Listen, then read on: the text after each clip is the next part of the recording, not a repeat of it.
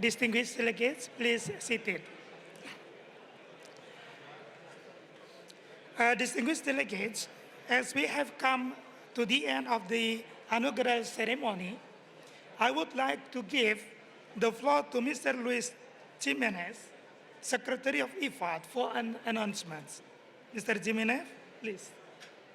Thank you, Chair. Distinguished governors, excellencies, ladies and gentlemen, before moving on with the schedule for this session, allow me to draw your attention to some of the documents and publications that have been provided to your desk this morning. These relate to the revised schedule for the session, which includes both business items, conversations with governors, and interactive sessions. Information on a 360 video that may be viewed. Maybe you ask them to. May I ask you to please sit down? Thank you.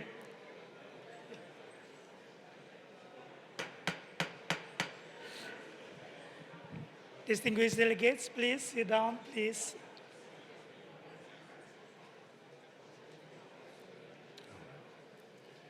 Thank you very much.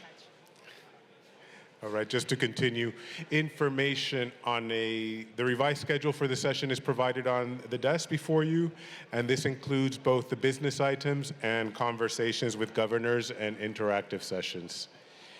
We also have information on a 360 video, which may be viewed in a dedicated booth in the FAO atrium, and this will allow delegates to visit an IFAD project in Mozambique through virtual reality. And I kindly encourage you to visit this booth and also to view the exhibits in the atrium. With regards to just some housekeeping issues, I would mention that to request the floor, please press the button next to the microphone on the desk and your request will be registered automatically.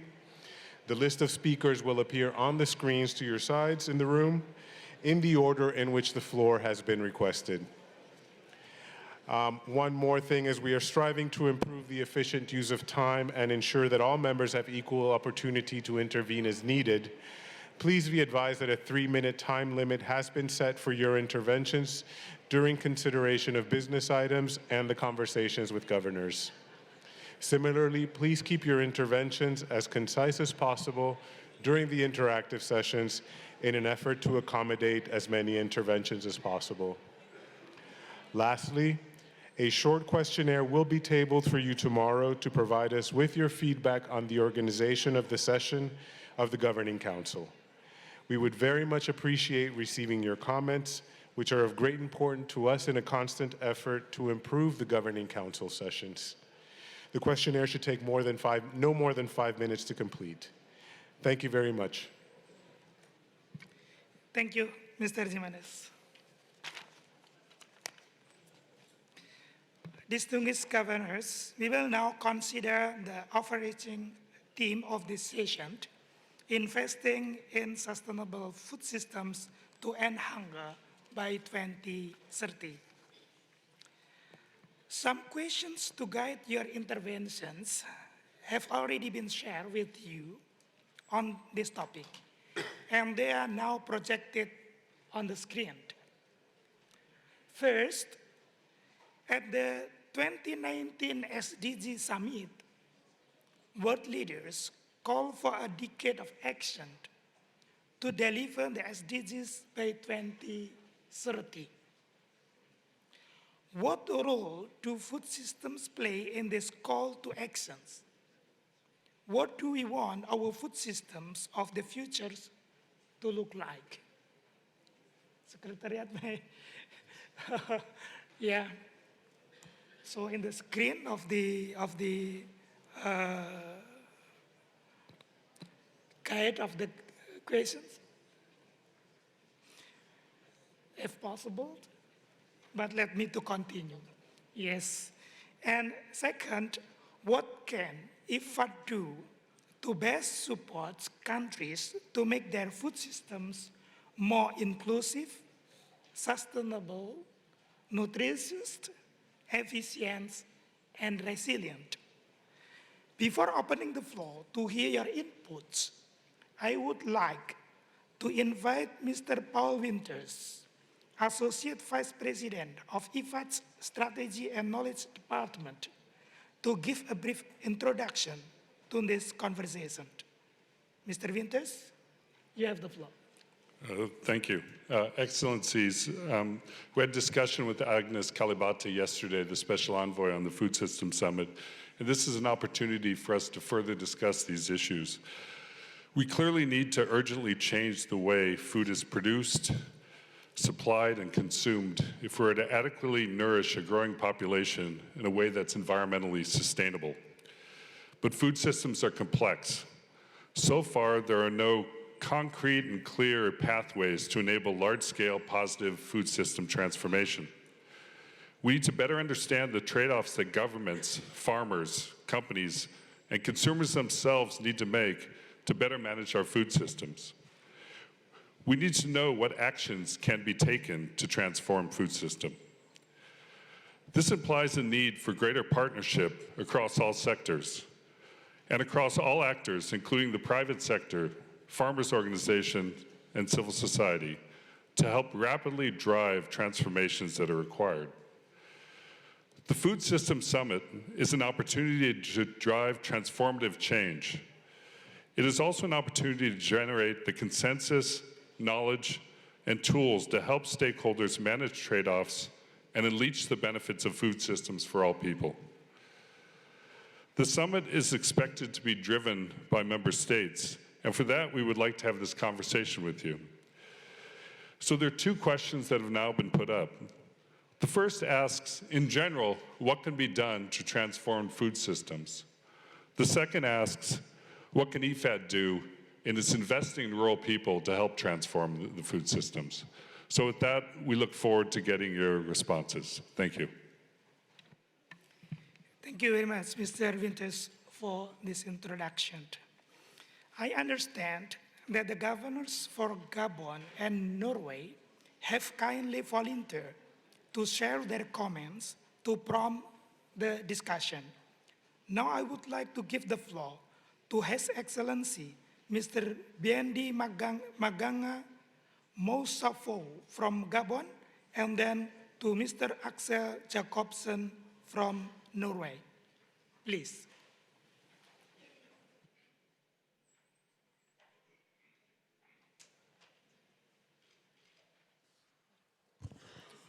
Merci beaucoup, Monsieur le... Thank you. Thank you, Chairman, this session. Thank you, members of the Bureau. Thank you all, distinguished representatives, representatives of governments. It's a great honor and a privilege for me to take the floor on such a sensitive issue to begin with. I would like to say, speaking from the point of view of the Ministry of Agriculture and Livestock in Gabon, is that we all agree that agriculture is the only way in which we can achieve most of the sustainable development goals which we have set ourselves for 2030. As an example, you simply have to look at the volume of food imports in Africa. That amount, $30 billion, if reinvested in Africa, would do much to increase development and or to create also jobs in the agricultural sector. A number of important commitments have been undertaken by heads of state, and Maputo and Malabo in particular. We heard President Boubacar Keïta refer to that, and they have all stated their strong will to see agricultural development, but few countries actually do invest the 10% of their budget in the agricultural sector. That was agreed on. My feeling is that with the will of the heads of state, we need to achieve real coordination of our national food systems to ensure that they can be sustainable. So that sectorial policies for agriculture from field to fork be used to achieve the SDGs, that there be no contradiction in the policies. The Program for Agricultural Development in Gabon, which is financed by IFAD, and another cereals program financed by the African Development Bank, are working on land tenure, on approaches, the availability of inputs, having efficient seed system, access to water, to health, to education, infrastructure, all of these issues which do relate to the achievement and practice of the SDGs. But at the same time, there are some budgetary policies, some policies that are implemented in different sectors, including security, are actually putting a brake on the way to achieving these goals. And there may be setbacks and issues in coordination among the different government policies in place and also the different private sector partners.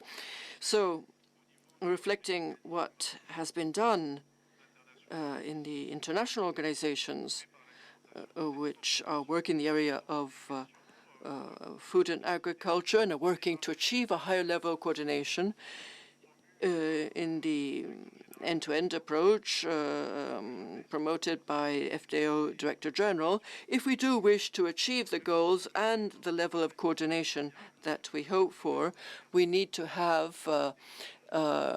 food programs at a national and regional level as well as international level to be able to really have that level of efficiency that is necessary for that. So this is my modest contribution. I thank you once again for having given me the floor to kick this session off. Thank you.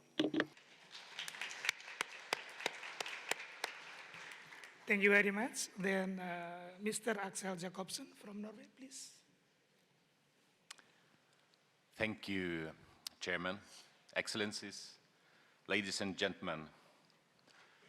Ensuring access to sufficient, safe, and nutritious food is a prerequisite for many things. Good health, learning in school, more job opportunities, increased economic development. The list goes on. And you don't need to be an expert to understand this. But the moment you start using the term investing in sustainable food systems, only experts will be able to follow your argument.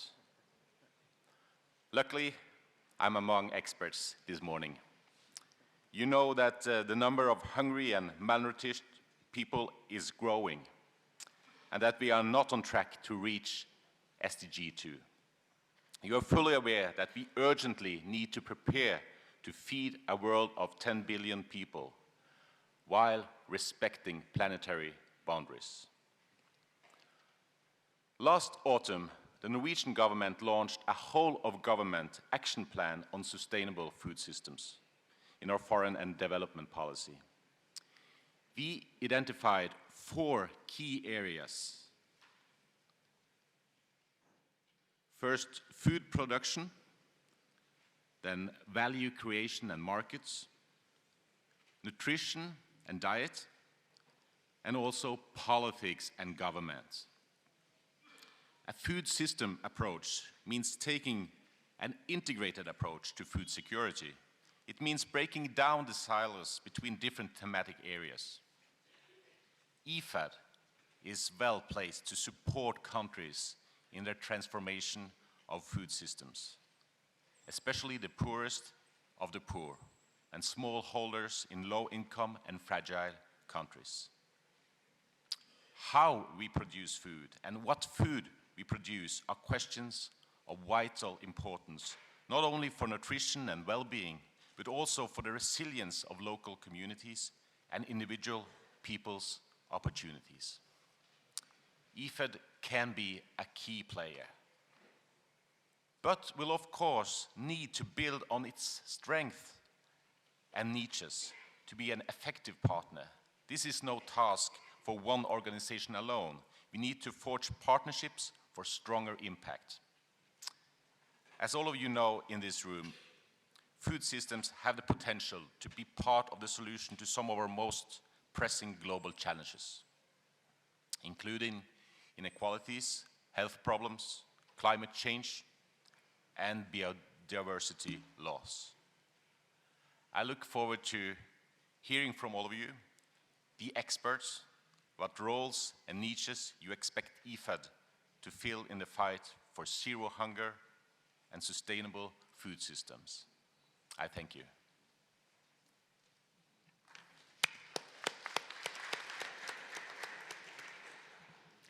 Thank you very much. Now I would like to open the floor for comments. I would kindly ask that you limit your interventions to a maximum of 3 minutes to make sure we allow contributions from as many member states as possible. Please.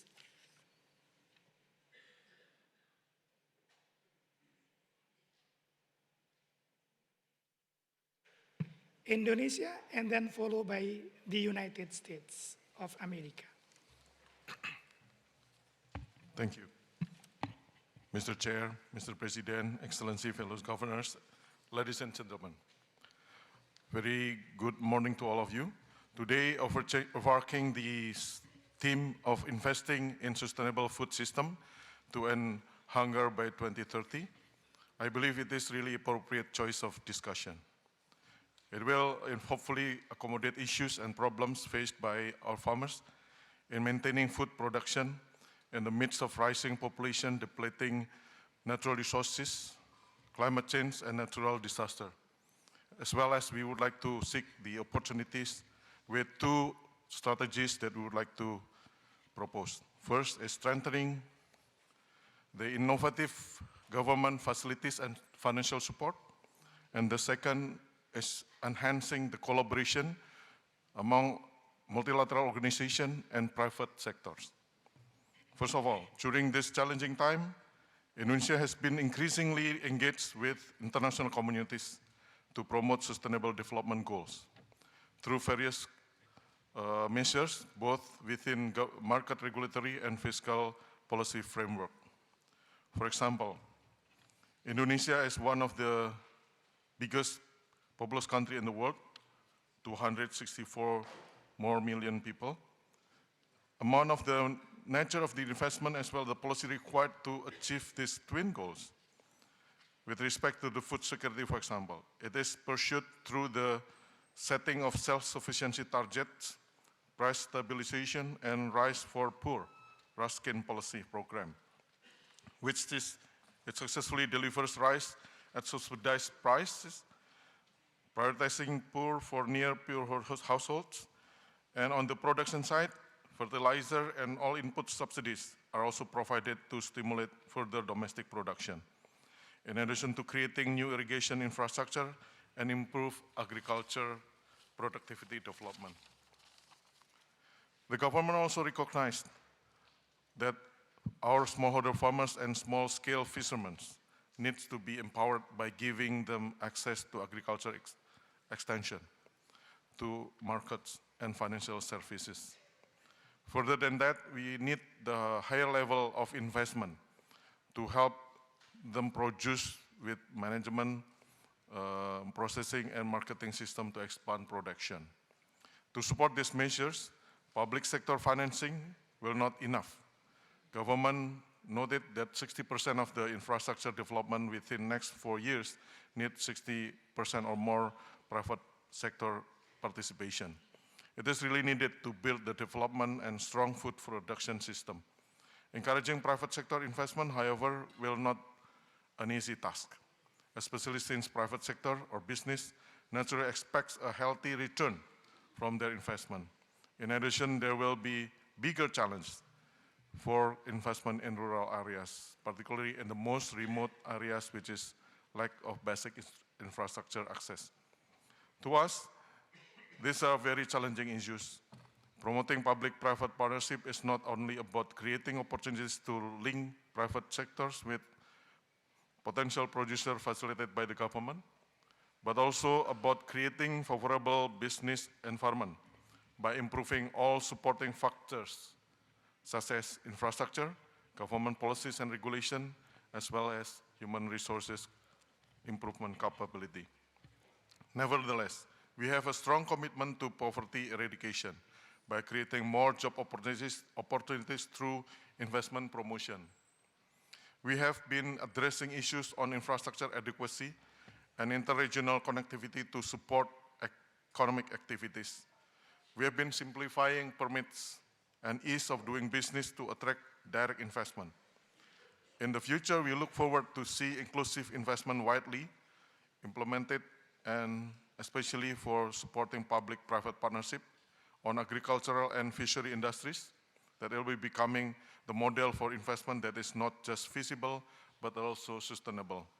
In this regard, in conclusion, we would like to see IFAD work closely together with us, with our government, to formulate integrated and comprehensive approaches to address identified problems and invest in programs and projects required by establishing an attractive investment for the better program in the future. Thank you very much.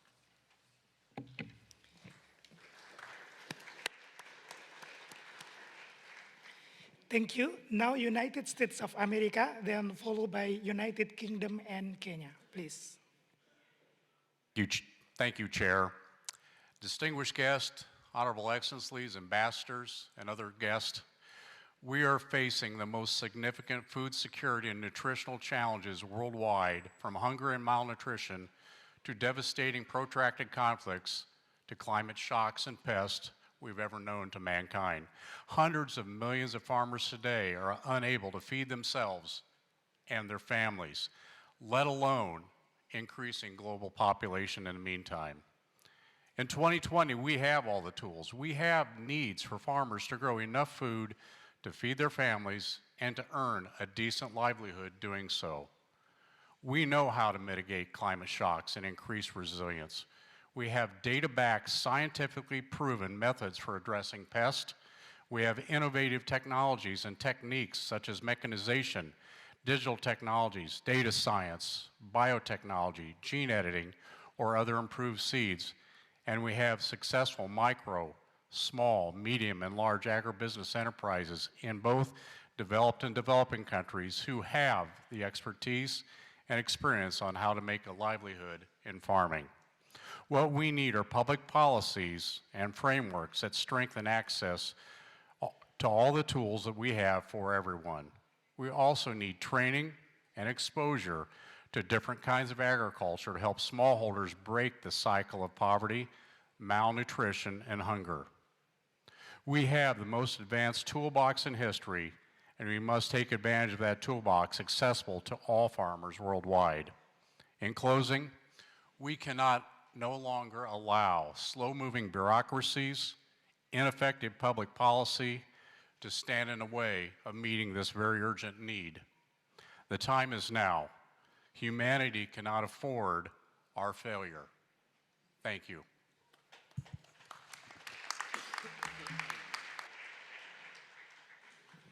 Thank you. United Kingdom, please. Thank you, and good morning. And I'd like to thank everyone here for their confidence in electing me as Vice Chair. Right now, I'm speaking in my capacity as a Governor for the United Kingdom.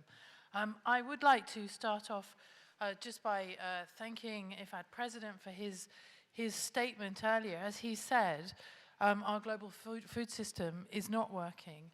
And now is the time for action. We need to transform the food system to work better for people, for planet, and for prosperity. And I hope very much that today's meeting or this Governing Council can be the first in a set of events that are coming up over the next 18 months, where we can voice the challenges and call for action.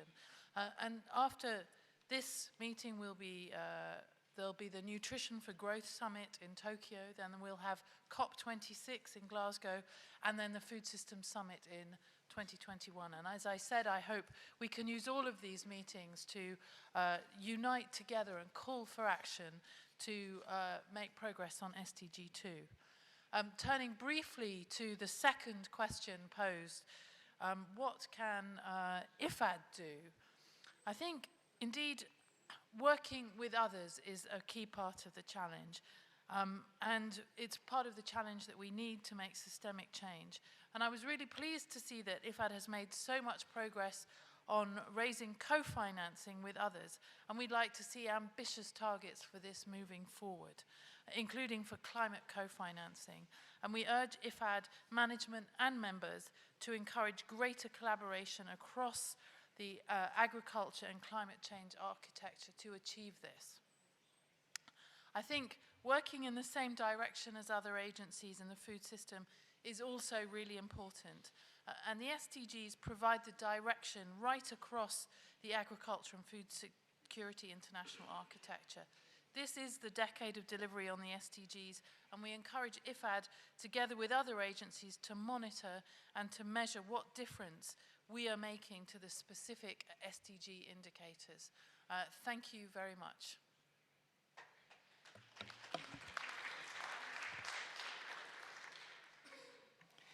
Thank you very much. Now Kenya, and then followed by Finland and China. Kenya, please.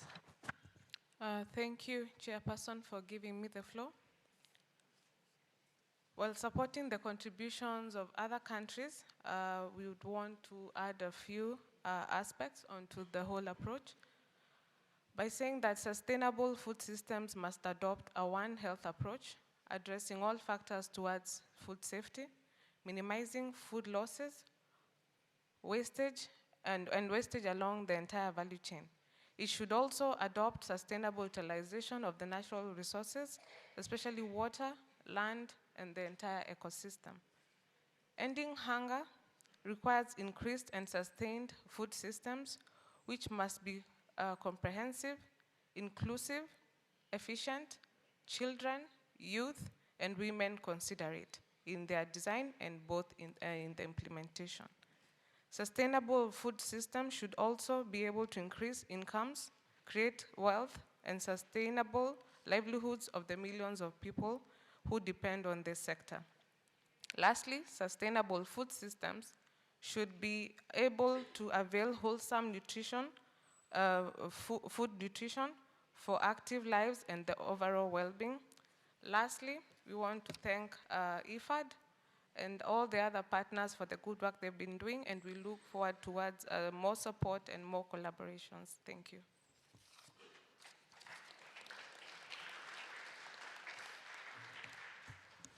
Thank you very much. Now Finland, please. Thank you, Chair. Excellencies, distinguished colleagues, ladies and gentlemen. Finland shares many of the excellent points made by previous speakers, and let me just give a couple of additional deliberations from our side. We would like to highlight that food systems have a critical role to play in delivering the SDGs and the 2030 agenda. Unfortunately, as we have heard, hunger is on the rise, and in terms of the progress, we are off track. Firm action is required to change the current negative trends. The key challenge ahead is to transform our agricultural and food system towards a more sustainable approach. Future systems have to generate food and nutrition security, as well as livelihood, employment, and income without compromising the equilibrium of ecosystems. We therefore need to take urgent action to preserve natural and biodiversity resources and reduce the impacts of climate change. And let me, in this context, talking about climate change, mention that Finland aims to be the first carbon-neutral welfare society by 2035. Environmental sustainability will require us to adopt a comprehensive and holistic view towards food systems. Food and nutrition security is not a standalone challenge. Ending hunger, achieving food security, and improving nutrition and promoting sustainable agriculture is highly dependent on the availability of water, energy, forestry, and land. We need a better understanding of the interlinkages and interdependency between these critical resources, different actors, and interactions of the system. And finally, right to food can only be achieved if food systems are resilient and sustainable at all levels.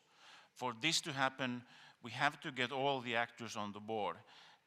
A genuine multi-stakeholder approach is essential for ensuring the required transformation. We want to underscore the importance of the role of rural women and girls and engaging youth in this transformation. IFAD has a very important global role in promoting this, promoting this agenda. Thank you for your attention.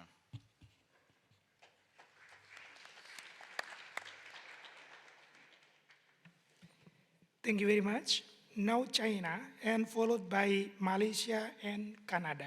China, please. Thank you, Chair. First of all, China would like to express high appreciation to IFAD's support towards Chinese government and people in this fighting the coronavirus outbreak.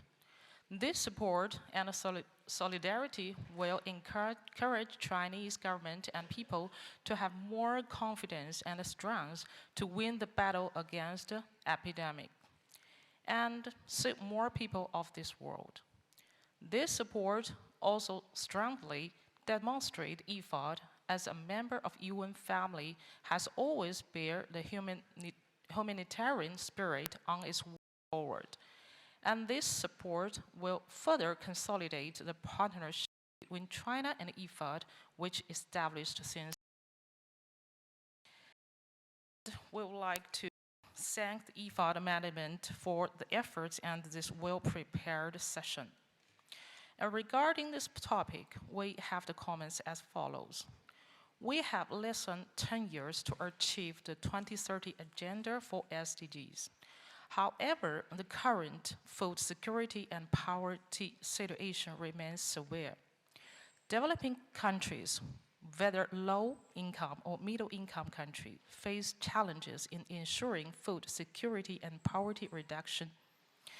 As the only specialized global development organization exclusively dedicated to transforming agriculture, rural economy, and food system to provide more concessional resource for developing countries, IFAD needs to further expand and step up its impact, which is vital for the achievement of its mandate.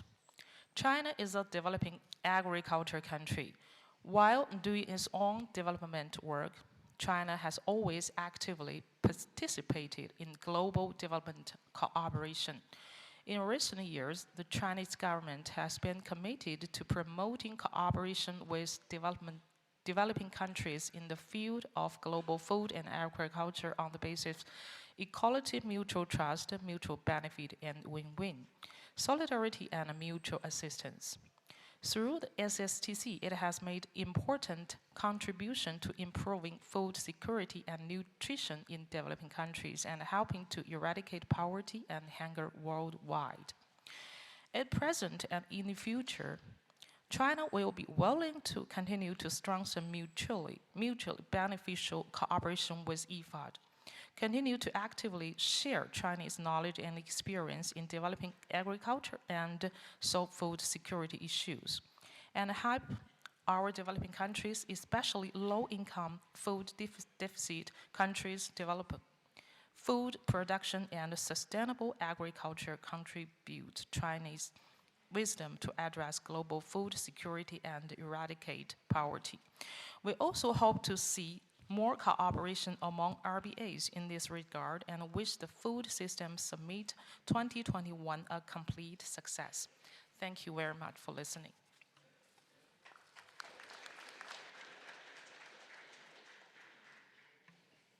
Thank you very much. Now Malaysia, please.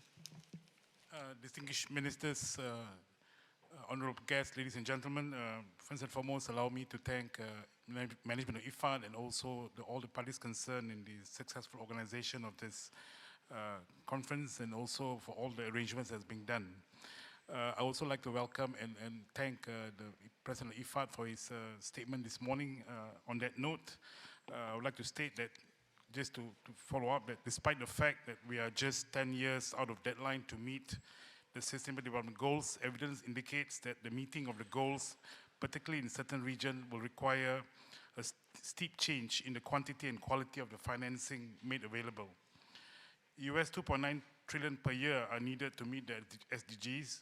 The data also suggests that while many goals are behind, SDG 2 stands out particularly for poor progress across a number of regions. Global trends on SDG 2, zero hunger, alarming. the State of Food Security and Nutrition in the World report, SOFI, produced annually by FAO, IFAD, and WFP, suggests that food insecurity is growing for a second year running, and chronically food insecurities now number more than 821 million people. We would like to suggest a few ways forward to counter this issue. Number one, increase investments, including through enhanced international cooperation in rural infrastructure, agricultural research and extension services and technology and development in order to enhance agricultural productivity and capacity. We also should adopt measures to ensure the proper functioning of food commodity markets and their derivatives. Number three, facilitate access to market information, including on food reserves, in order to help limit extreme food price volatility. Also, we could assist developing countries in attaining long-term debt sustainability through coordinated policy aimed at fostering debt financing, debt relief, and debt restructuring. Enhancing the global partnership for sustainable development, complemented by multi-stakeholder partnership that mobilize and share knowledge, expertise, technology, and financial resources. Countries could also enhance international support for implementing effective and targeted capacity building in developing countries to support national plans to implement all the sustainable development goals, including through North-South, South-South, and triangular cooperation.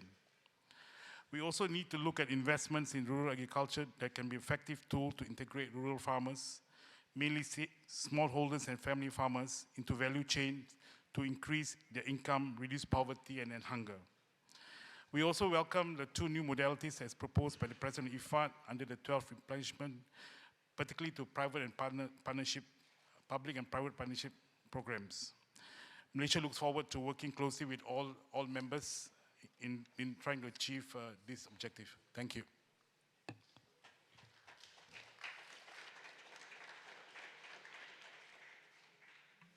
Thank you very much.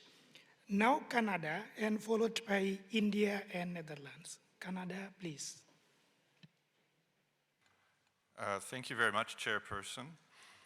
Excellencies, member states, distinguished guests, thank you very much also to those who have spoken so far with some really excellent comments and ideas for IFAD to take forward. Canada truly believes that a food system approach is an excellent way to step up our engagement to achieve the SDGs in this last decade that remains until 2030. A food systems approach represents really a rather profound shift from our production, productivity focus that has dominated agriculture, our agricultural development for many decades, or an exclusive income generation focus.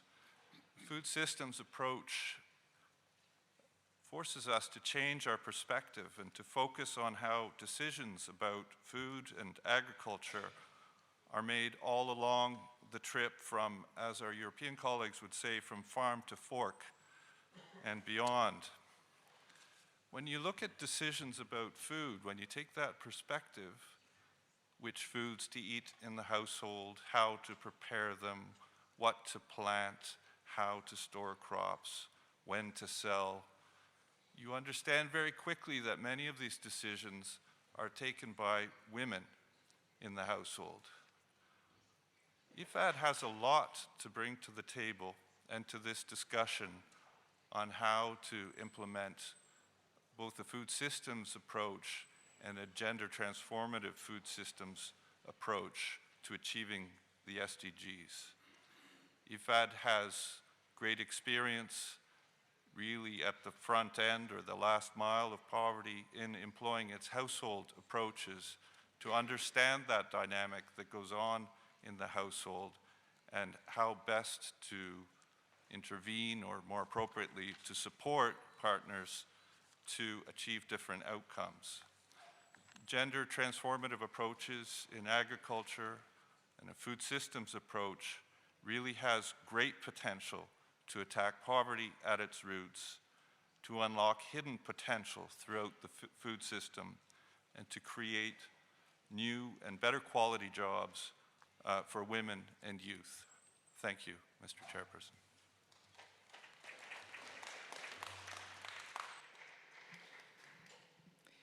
Thank you very much. Now, India, please. Mr. President, Chairperson, fellow IFAD governors, ladies and gentlemen, India fully supports the theme for this year's Governing Council as both timely and crucial. The investment in sustainable food systems will be a central tenet of the push to achieve the SDGs, especially SDG 1 and SDG 2 by 2030, and it will help to maintain and improve on any successes in the years after. This holistic and long-term approach to development echoes India's own push for food self-sufficiency. Historically, in India, policy support, production strategies, public investment in infrastructure, research and extension for crops, over time have transformed Indian agriculture and converted India from a net importer of food to a major exporter of agriculture produce. Government of India has adopted several measures for sustainable development of agriculture so as to achieve food security and end hunger. Integrated farming system approach, sustainable use of natural resources like soil and water, improved climate resilient technologies, launching of National Food Security Mission, National Horticulture Mission are the few measures which Government of India has taken in this direction. IFAD's mandate of working with the poorest of the poor in sometimes the remotest of locations means that in order to leave no one behind, the need for investment is doubly crucial. Sustainable food systems should, if done right, reduce the number of poor and hungry people. By the fund, with the help from its donors, can still do more in continuing research and development in projects and schemes, combating climate change and bringing new technologies and knowledge-based solutions to the problems of rural development. Thank you, Chair.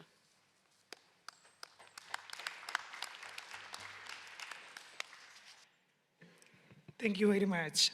Now Netherlands, and followed by France and Republic of Korea. Netherlands, please. Thank you, Chair. Ladies and gentlemen, dear colleagues, on the question what IFAD can do to support countries in improving their food systems, I can be very straightforward.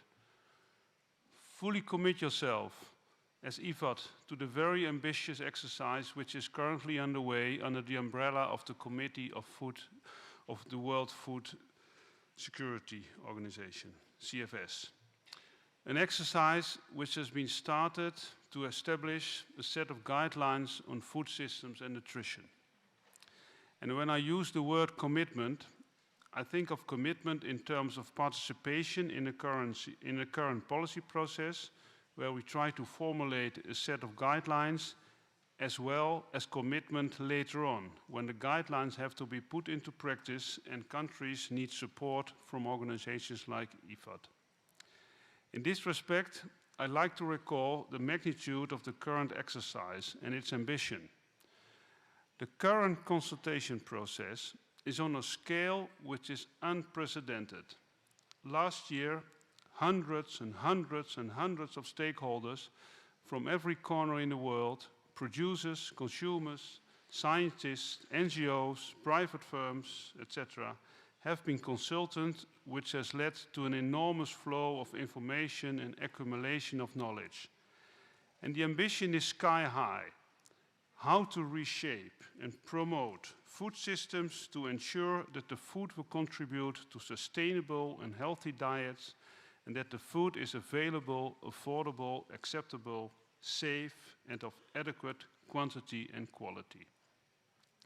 IFAD should commit itself fully and unconditional to this exercise and should support countries to implement the guidelines as soon as they are available. Thank you.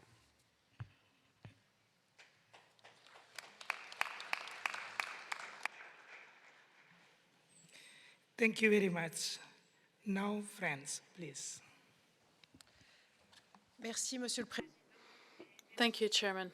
I'd like to thank IFAD for organizing this governing council with these extremely topical themes. At a time when hunger in the world and malnutrition figures are on the rise, which is a step back, it is no coincidence that the Secretary General has launched his initiative for the Summit on Food Systems. Even here in Rome, in the Committee on World Food Security, we are negotiating the guidelines on food systems and nutrition. And the report on the SDGs from 2019 identifies the transformation of food systems as one of the key domains to accelerate the achievement of the SDGs. Because if we don't do so, we won't manage. And as many of those who spoke before me have said, we must take action.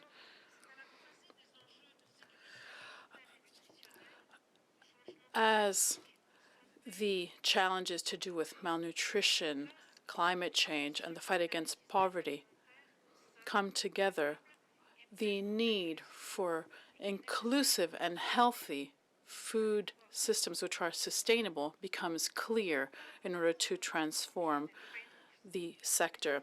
We speak about trade-offs often, but shouldn't we rather discuss synergies and an integrated approach? Because our challenge is to meet the three pillars of sustainability in an integrated fashion. The environment pillar, which is key as biodiversity decreases, and we must build resilient ecosystems which respect natural resources. The social pillar, to place women and men, both producers and consumers, at the core of our focus, and our food system needs to be adapted to each local reality and guarantee healthy and nutritious food for all. And of course, health-related issues are at the heart of this.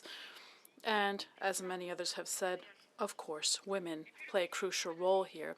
And lastly, the economic pillar, to guarantee decent employment to producers, especially the poorest among them, and make food systems attractive to youth, especially in rural areas. Faced with these challenges, IFAD has a key role to play in capitalizing the strengthening of food and nutrition security, resilience, and the livelihoods of rural populations alike. And this goes hand in hand with the promotion of healthy food systems and diets, sustainable practices such as agroecology, and the development of value chains, which spreads out the value among all the different stakeholders. IFAD plays a key role in implementing public policies which foster an inclusive and sustainable food system, especially that which favors rural populations and the most vulnerable. It also plays a role in bringing together all the different stakeholders and ensuring there is collective investment action that benefits the transformation of these rural areas and food systems. We therefore encourage IFAD to play a key role in the preparation run-up to the World Food Systems Summit, along with other United Nations Rome-based agencies, member states, and France will stand by you in this work. Thank you.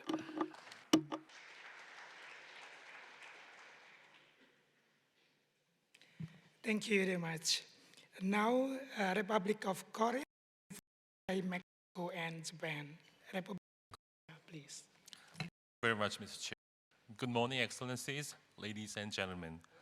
My delegation regards the word investing in our topic is truly appropriate because investing implies a real action with an expectation toward a better future.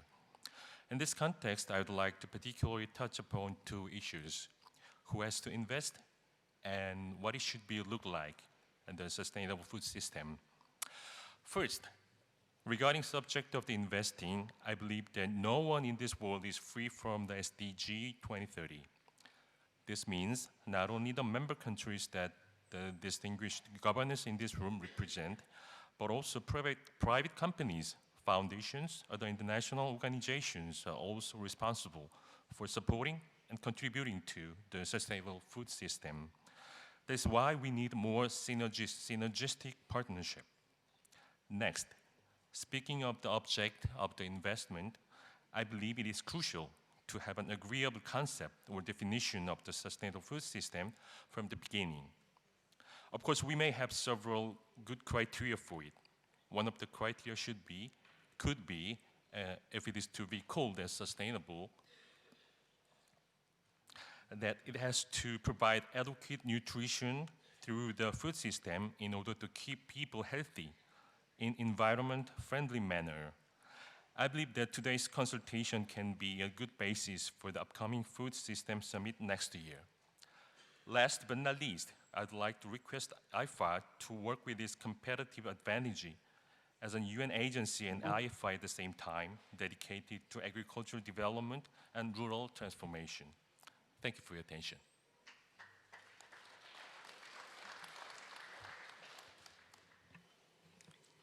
Thank you. Mexico, please. Thank you, Chairman. I'll try to answer the questions.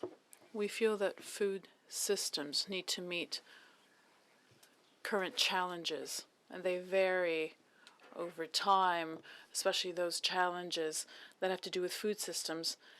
They aren't the same as those we faced a few years ago, and they will be different in the future.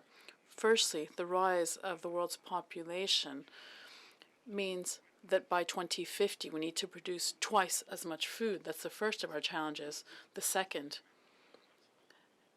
is that this increase needs to happen under a sustainable approach, which will balance food systems and environmentally friendly approaches. Third, we need to support smallholder farmers who produce most of the world's food.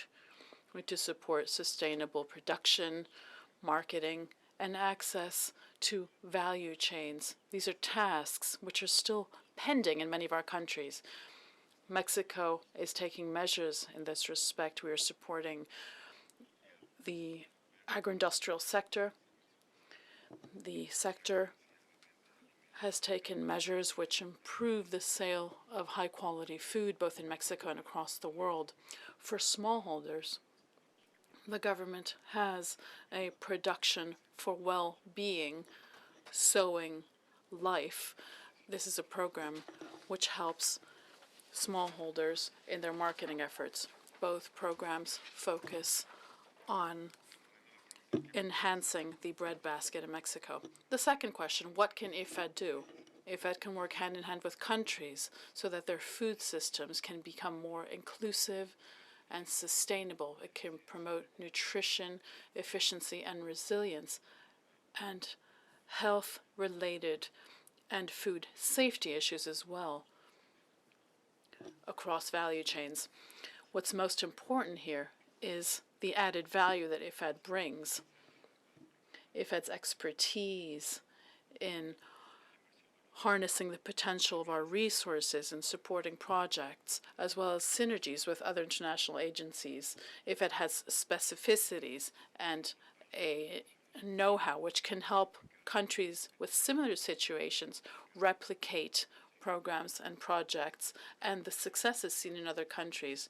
This is a characteristic which is specific to IFAD, and as has already been said, IFAD works in places where other agencies don't go, in the most remote of places. And this is one of the characteristics, the defining characteristics of IFAD. We all know this here, but we need to make this clear to other agencies. Thank you.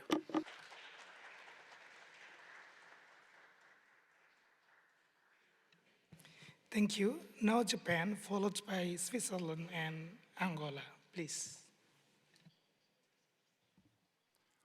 Thank you very much, Chairman, and distinguished ladies and gentlemen.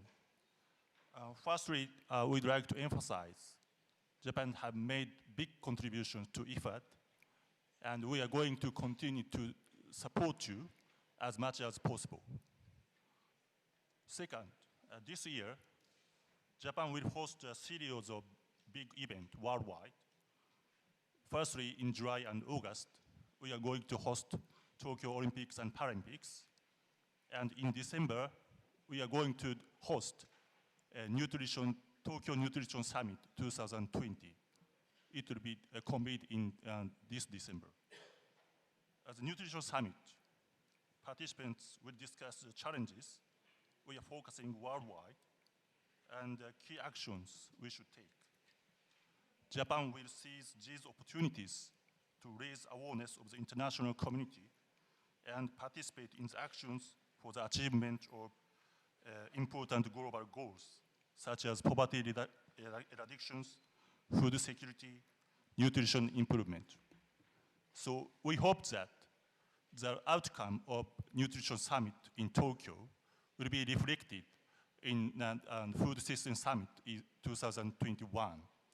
And Japan will make most use of the effort to make this both summit successful.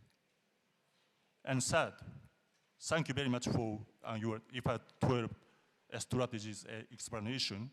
We really appreciate your fantastic work and excellent work. And you are focusing on, and your strategy is focusing on the nutrition, climate change, gender as mainstreaming areas, which Japan would like to emphasize. And these areas are consistent with the idea of human security, which Japan have been holding up. So, but again, this year for Japan, Nutrition Summit to Tokyo. So our top priority is nutrition. And this is exactly IFAD is going to contribute. Thank you very much for your attention.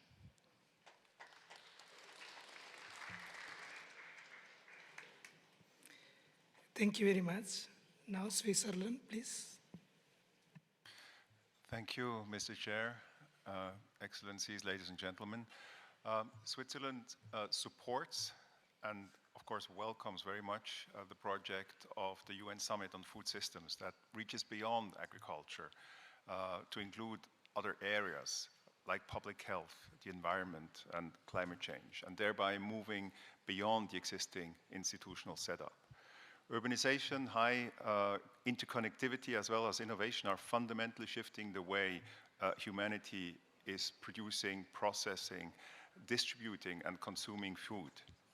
Climate change, agriculture accounts for, what, 24% of CO2 emissions. Food waste, we heard about food waste. Food waste alone would account, food loss and waste alone would account for about 10 additional percent. Nutrition, we just heard, very critical. Hunger rates rising again, and on the other hand, we see this burden of overweight and obesity and various forms of malnutrition. This really forces us to rethink the food system. Clearly, SDG 2 is central to food systems, but other SDGs, notably SDG 12, sustainable production and consumption, and I insist on the and, is absolutely central. And in this regard, we need an inclusive approach. We need governments, we need the civil society, we need the private sector, we need academia. So this has to come together. We see a critical role for IFAD in leveraging countries' investments in food systems transformation, as well as IFAD's continued leadership in mobilizing this multitude of stakeholders and funds towards this ambitious objective. We also look forward to IFAD looking at the implementation on the voluntary guidelines on food systems and nutrition.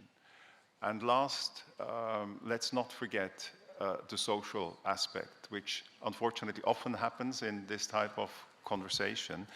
At the end of the day, food systems are about people, and we're not going to reach the ambitious goals we're setting ourselves for if we do not tackle the challenges, the big social challenges at all levels of the journey. Thank you very much.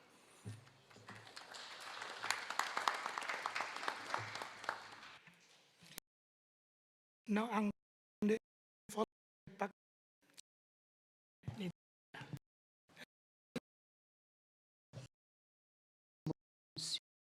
Thank you very much, Chairman.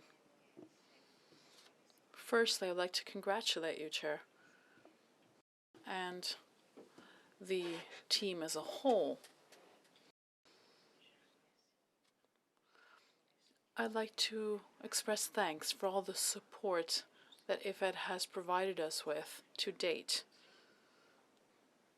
That's what cooperation and collaboration are all about. This message makes it clear just how essential this support is. When it comes to food systems, we have integrated solutions, but we need to look at what's happening in the rural world. What we really need is action. But we also need integrated approaches. We need to work to seek to exchange experiences and also take a close look at the poverty dimension that entails productivity, food security, investments, but also infrastructure, both productive and social infrastructure, which benefit the poorest of farmers, credit facilities, and other services such as housing, among others. And nutrition itself are linked with human development, but are also linked with other issues such as safeguarding biodiversity and sustainability. Chairman, I would like to say how much I appreciate the efforts being made, but I would also like to talk about how important women are and what a crucial role they play. We must establish priorities, and women and youth are, without a doubt, people who play a key role in addressing our challenges and achieving sustainable food systems. We must create programs based on women that look at transportation, markets, but also education. We must also seek to involve women as a key player in achieving development. And let's not forget youth in establishing innovative practices and new technologies to ensure that agricultural development be sustainable. Mobilizing the private sector and civil society could help those countries which are struggling most. We should also, when discussing these themes, say that these efforts address all of Africa. Africa needs local development, which can include food systems, in a type of program which should be a priority for all. Because there are root causes of hunger, and those causes should be our focus. We must bear in mind, first and foremost, that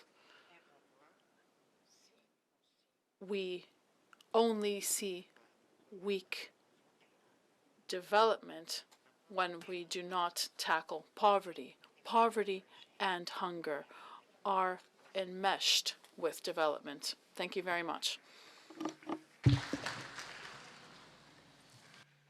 Thank you very much. Then Pakistan, please. Thank you. Thank you, Chairman. Excellencies, ladies and gentlemen. This year's theme is extremely important as investing in food systems will mean a food secure world in future. Zero hunger is imperative and we all have to work towards it. As such, All future food systems have to ensure increased productivity, safety of environment, sustainability, resilience, and harvest healthy food. IFAD can play a key role in this regard with both collective and specific programs in countries tailor-made to meet their specific requirements. Collective action to address the issues facing food chains is essential, as it provides a framework to partners to address the challenges effectively. Specific programs could focus on the needs of countries which would be diverse given the imbalances that exist. A two-pronged approach as such could drive benefits more quickly to address the monumental challenges that we face. IFAD does work which is beneficial and appreciated. However, to increase its outreach, there is a need to interact more dynamically with some governments, projects its effective monitoring mechanisms to address issues of transparency, if any, of some member states and organizations, develop a country-specific programs with inputs from member states, place their country directors strategically, broaden human resource representation of various countries at IFAD, Rome, slowdown of national economies may impact the ability of countries to increase its share of contributions towards the IFAD. However, there is a need of constant engagement. A credit rating program will definitely assist IFAD. IFAD would need to provide easy terms of borrowing, which would always remain a challenge given the stagnant or negative growth of some countries' economies. It will be a delicate balancing act performed on case-to-case basis. Thank you very much.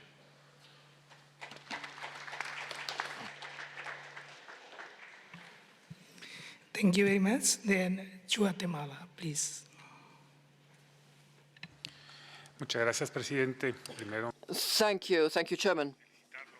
And I would like to congratulate you on your election to the chair of the governing council. Guatemala is working to achieve sustainable food systems in our own country. And in particular, we are working to meet major challenges we have in eradicating hunger at the national level.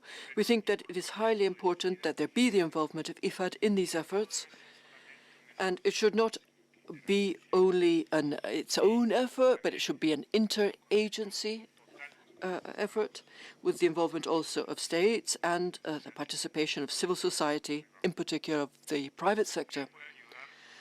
IFAD can help countries have more sustainable food systems and ensure also that they're more inclusive, sustainable, efficient, and resilient.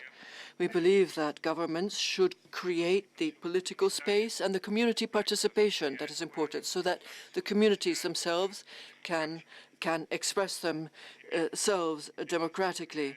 And these communities must have the necessary legal security, a legal framework that facilitates and protects the food systems so that they can be more productive and more sustainable, resilient, and more democratic in particular. IFAD, in this sense, can collaborate with governments to help achieve these objectives.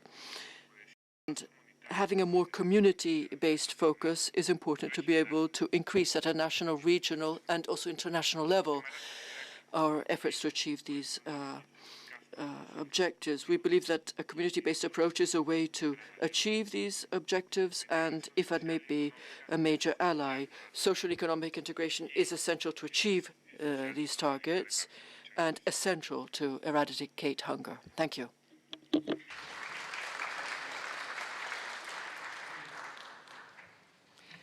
Thank you very much. And lastly, Nigeria, please.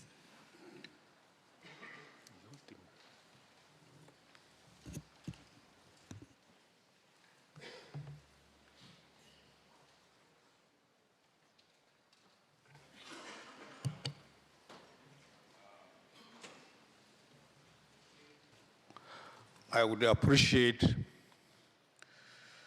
our association with IFAD, especially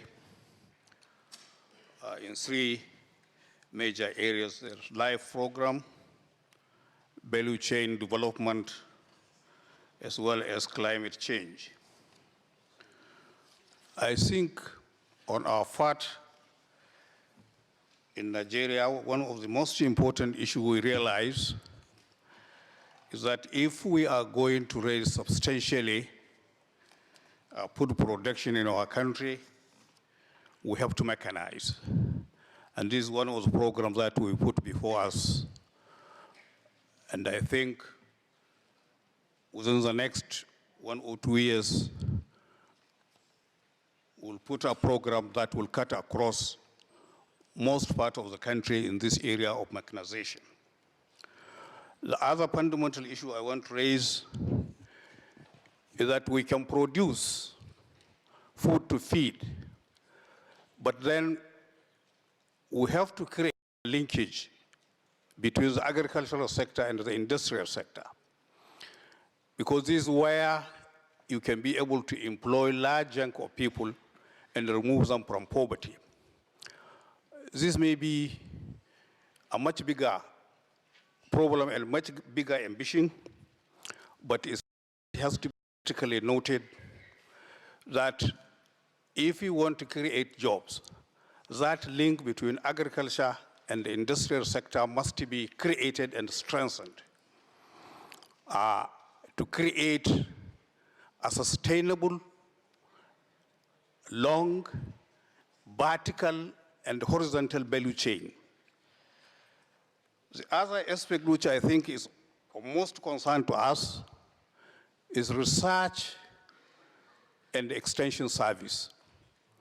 We realize that to develop agriculture, you must invest in research. And that what was lacking in most of these developing countries. And attention has not been given to this aspect by both donor agencies and by people within their own countries. Extension service, very critical to most of these developing countries. The average ratio for extension workers to farmers is about 1 to 25. But in most countries, especially in developing countries, you don't need even to talk about that ratio. It's far beyond imagination. The other aspect which we are concerned, and particularly with donor agencies like IFAD, is capacity building. I think we need that attention should be paid to this very particular area in order to enhance the capacity of those that are administering the facilities that are given in this regard. I have noticed that while assistance is being given, but the managers of assistance, of these assistance, are not as well educated, as well focused as they should be. And I think we need also to look at critically markets and marketing. That is very essential to the development of agriculture in most of these developing countries. It's also very critical in avoiding harvest losses and other related. And also we need to look at logistics of moving surplus food to deficit areas. Most of the issues of hunger, especially in the West African sub-region, if you look very carefully, you find that the critical problem is how do you move surplus food to deficit areas? And that is very critical, and we need to look at this very seriously. Thank you very much.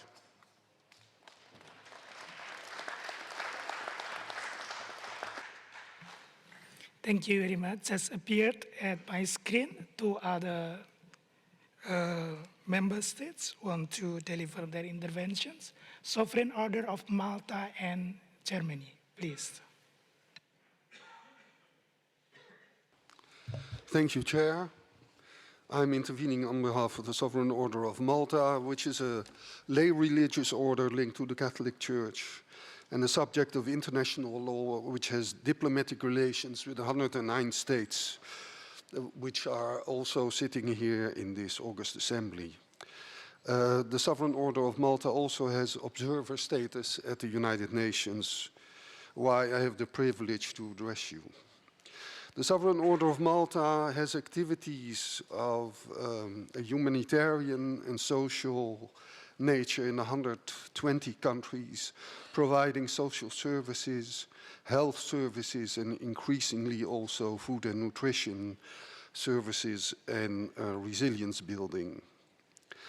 As a mostly humanitarian organization, in addressing the discussion on food system, we would like to highlight the issue that there are right now 71 million forcibly displaced people in this world who can only be reached by the food systems through our humanitarian systems.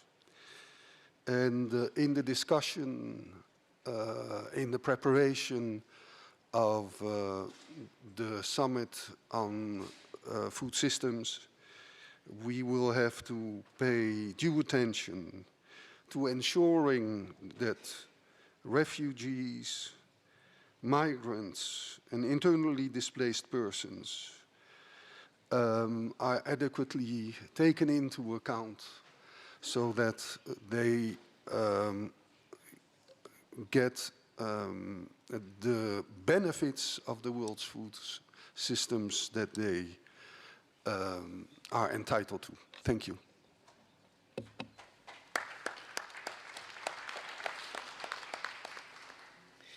Thank you very much. Then Germany, please. Thank you. I did press the button before I listened to the governor from Nigeria, who made exactly the point I also wanted to make, but now I already had pressed the button, so I'm still making a point. I think it's important to acknowledge that people don't want to remain smallholder farmers.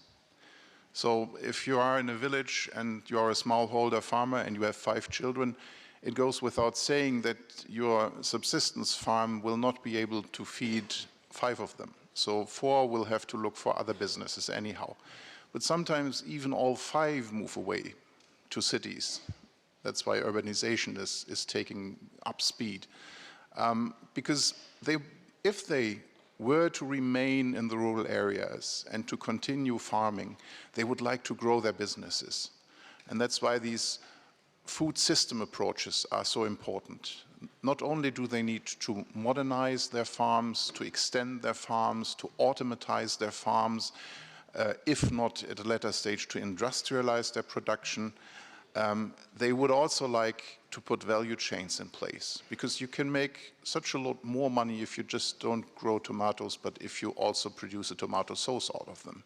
If you just don't produce rice, but if you also peel it and maybe even produce rice crackers. And if you create these value chains, you can also keep the 4 siblings busy, because they could then be in the value chain and develop the raw product into something more sophisticated. And that's, I think, why it's important not to have the simplistic point of view. We have hunger all over the world, and we have plenty of young people who can go into agriculture. It's not going to happen like that. We need these food systems. We need an increase in productivity. We need an increase in production and automatization. And at the same time, this will lead into a situation where not everybody will be in the production of the raw materials. That's, I think, one of the main challenges of the Food Systems Summit next year, to find the right equilibrium between these different pillars of rural development. And I'm happy, by the way, to announce that Germany will also host a high-level event around the 8th of June in Berlin, where we will also tackle food systems issues in several interesting meetings and conferences, and you can all be invited to participate if you want to come to Germany and help us prepare and deliver input for the Food Systems Summit the year after. Thank you very much.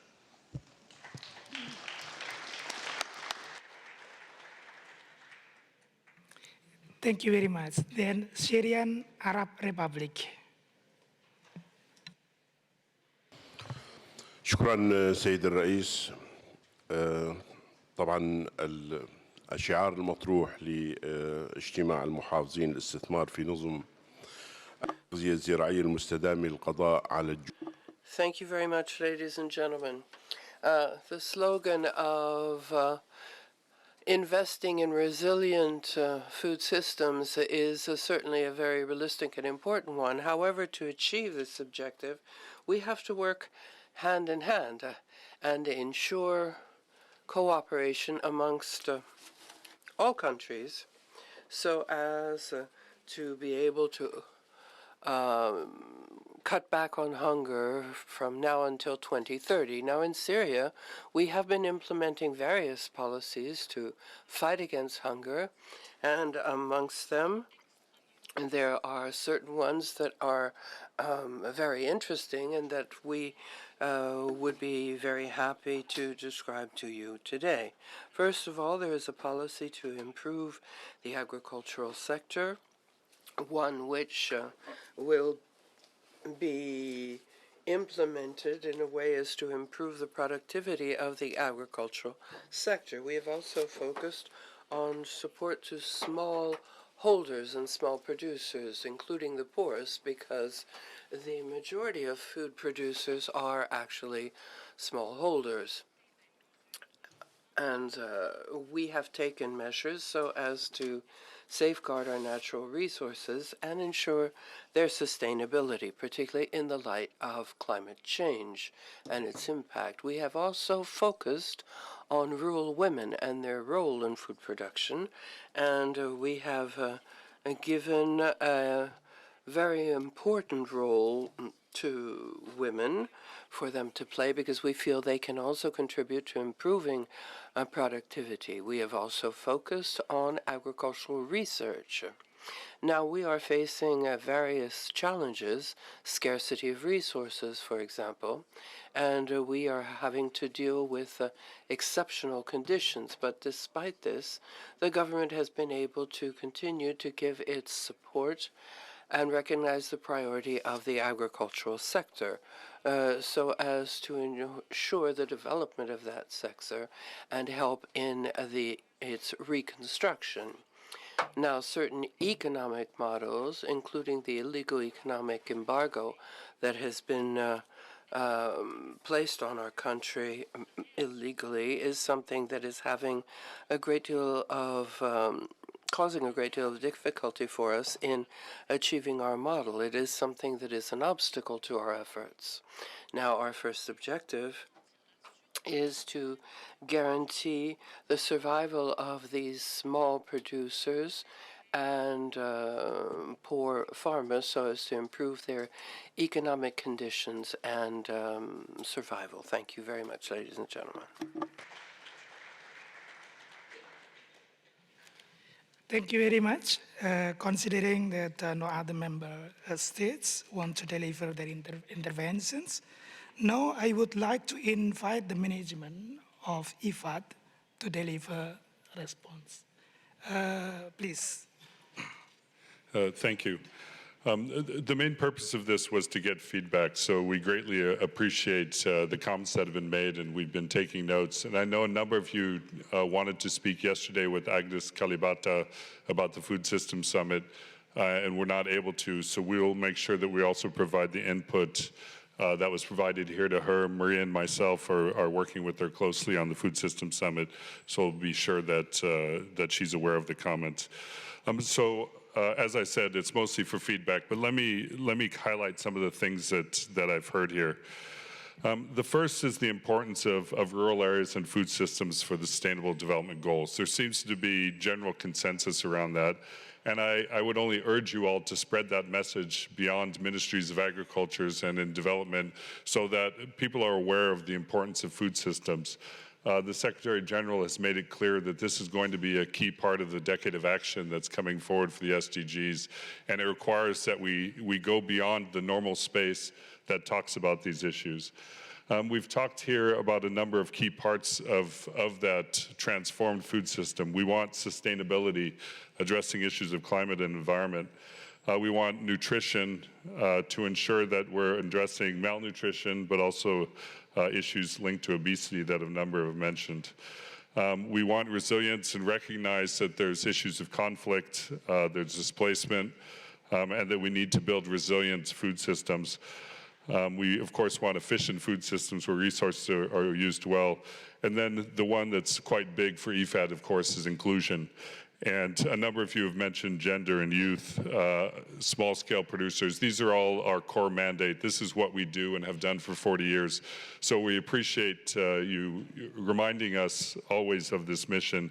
And again, I'd encourage you to bring that word outside. A lot of the discussion around food systems has been primarily around climate and nutrition. And we want to make sure that people don't forget that the livelihoods of small-scale producers rely on the food system. So the SDGs. The second thing we've heard a lot of is about collaboration and partnerships. You've raised the issues of working with drone-based agencies, which of course we are doing, particularly on this summit, but also working with civil society and the private sector, building on the CFS mechanisms that are there. In fact, one of the first things that's being done with the Food Systems Summit is to gather all the information that's been collected through the CFS to make sure we are not starting from scratch, but building on what's being done, and also partner with academia and research to learn lessons from research, and to work towards collective investments with other partners, so to work together. A third area is working with governments, which of course we do and will continue to do, but also a number of you raised issues about governance of food systems. And I think some have given examples of what countries are doing, which is great. Others have discussed the need to link small-scale producers to processing. And that, of course, requires that you're not just working with the Ministry of Agriculture, but potentially the Ministry of Commerce. But also, on top of that, to achieve the objectives, we need to work with ministries of environment, potentially ministries of health on food safety and nutrition issues, et cetera. So one of the key things that we hope to come out of this Food Systems Summit is to work across ministries for collective objectives around food systems, and from the community and local level. Some of you also talked about innovation and the importance of innovation, that there's a lot of innovations out there and we need to build off those. We need to transfer those from southern countries to other southern countries, as well as in triangular forms from the north and working together. Those need to be at multiple levels on the farm as well as in the market. And again, building off some of the work that CFS has done. A number of you have talked about different ways of investing, both by the private and public sector. The importance of capacity building, extension, and investing there, but also the importance of infrastructure. And again, this is a lot in IFAD's competitive advantage. This is the type of model that we've had where we invest in small-scale producers, we help build their capacity, and we take this collective approach in which we use multiple interventions to achieve the objectives we're after.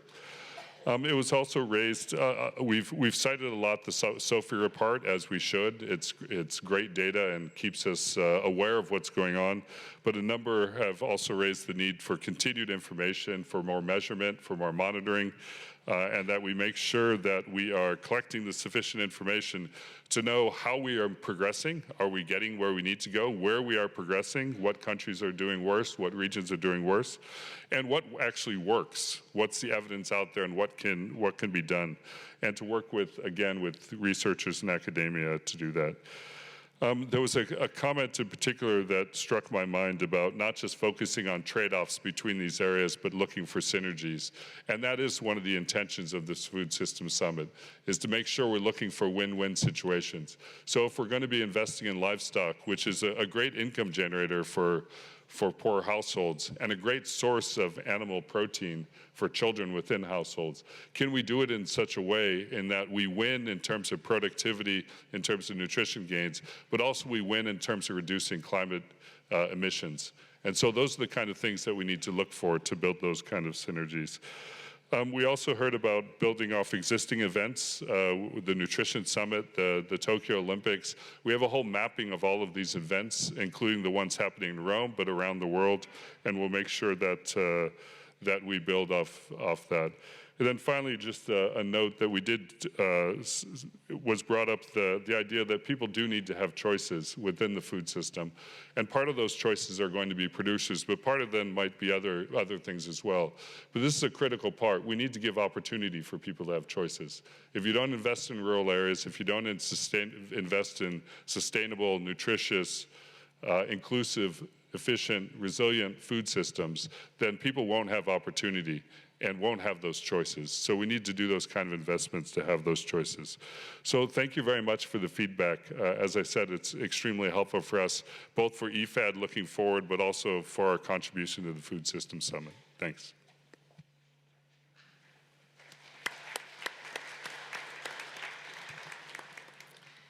Thank you, Mr. Winters. Thank you very much for this fruitful discussion. I would like to summarize some highlights underscored by the member states. First, hunger and food insecurity are on the rise. Food systems have an important role in addressing poverty and hunger and helping us accelerate progress for the achievement of SDGs, while taking into account of issues of environmental sustainability and biodiversity loss. Second, coordination and partnerships are key. In particular, many of you highlighted the key role the private sector can play, and note the importance of partnerships and creating a favorable business environment. Third, a multi-stakeholder and inclusive approach is key, with governments, private sector, civil society, and international organizations. IFAD has experience in mobilizing these groups and should continue to do so. Fourth, women and youth also have an important role to play, and it is crucial to engage them in the process. Fifth, we need to empower small-scale producers with training, access to finance, and access to markets along the value chain. Six, we have the tools we need to address these issues, but we also need effective public policies and legal frameworks. And lastly, IFAD, as both a UN organization and international financial institutions, has a key role to play and should continue to work together in the run-up to the Food System Summit.